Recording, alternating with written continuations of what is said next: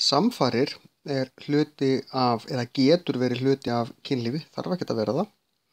En samfarir er þegar karlmaður sem er með getnaðarlim í fullri reisn, hefur sem sagt fengið kynferðislega örvun, þá stækkar typpið og typpið er sett inn í leggöng hjá konu.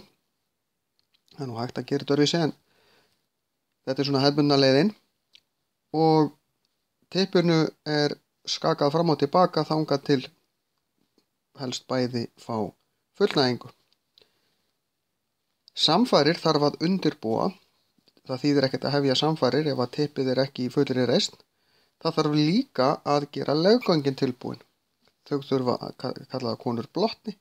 Bæði þurfa leggöngin aðeins að liðkast og þau þurfa líka, það er svona ákveðin vökvi sem myndast inn í þeim sem gerir þau sleipari.